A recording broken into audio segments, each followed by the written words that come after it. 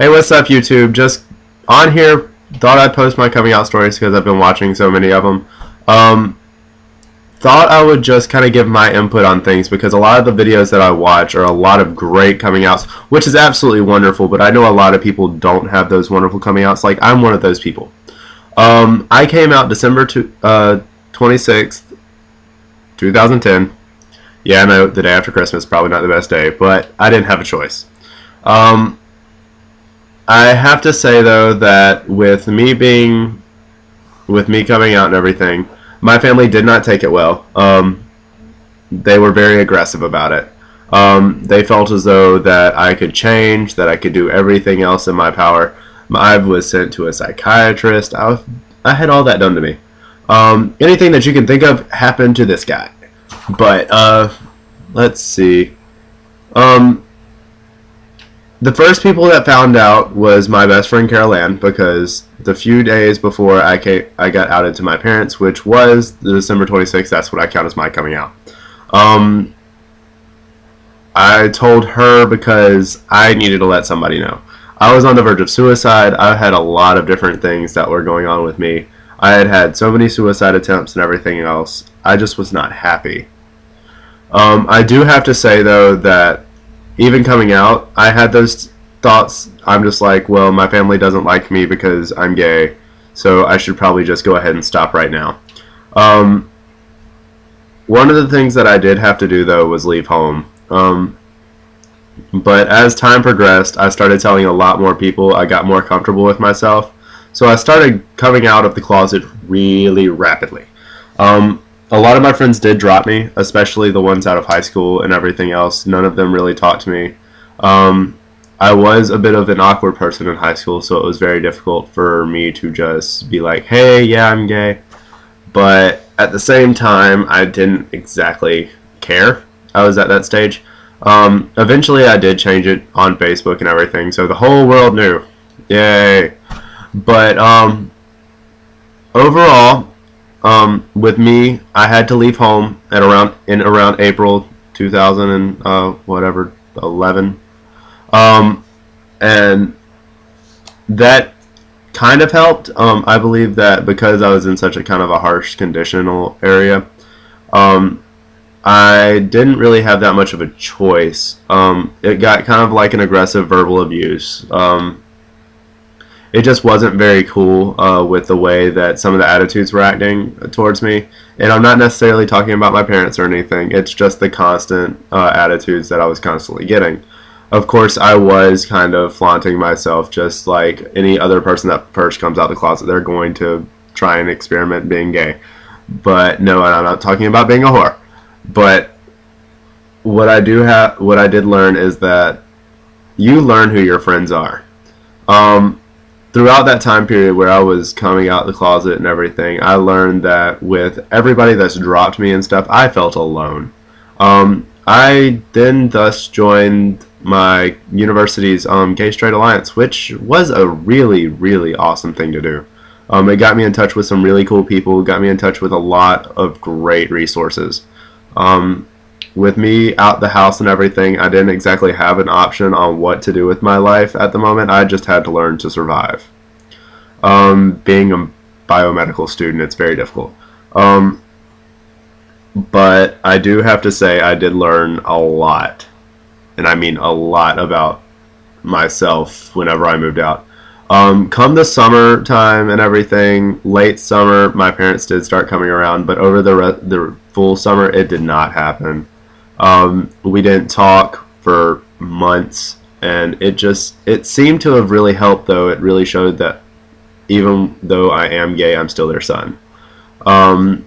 Giving them that time and being able to let them know that, hey, it's the ball's in y'all's court. If you want to talk to me, you talk to me. I'm not going to make the effort to talk to you if you're not going to have anything to do with me. Well, after that and everything, things started to get better, but I still wasn't comfortable enough to come home. Things were very rough around the edges, I guess you could say, and I refused to come back until it was almost completely smooth. It sounds like I'm shaving.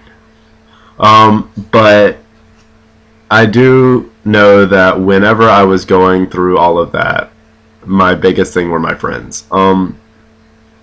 I have some of the best friends in the world just for the fact that they were always there to talk to me and everything else. And that's what you need, is you need a great safety net. You can also find some of that online. I use a website constantly, actually, still, even though I've been out for over a year, called Empty Closets. It's a wonderful website for anybody that's struggling with being gay, lesbian, bisexual, gender queer, anybody that's not gender specific. It's wonderful. It gives you in ties to so many great resources, so many great people. But now that it's come time about right now and everything, over the past semesters and everything, I was living on campus. I had nothing else to do. I had nowhere else to go. I was put in some pretty bad situations, but I do have to say that whenever I did finally decide to talk to my parents fully and actually get back into a full relationship with them, it was so much better than what it was. They're still not fully okay with it, but I can say this, is that as of December, I moved back home because they started to accept me a bit more. My dad is still a little bit edgy about it. He doesn't really like the fact that I'm gay, and I don't think any father really likes the fact. I don't think any parent likes the fact that their child's gay. Unless you're my friend Tyler, who actually wants a gay son and a lesbian daughter. So that's pretty awesome. But besides that, I have to say that overall I can admit that it does get better, but at the same time it has to get worse for it to get better. A lot of people like to use the excuse that, oh, just because it goes from being insanely hot at 110 degrees to 105 doesn't mean it gets better. It just gets slightly bad.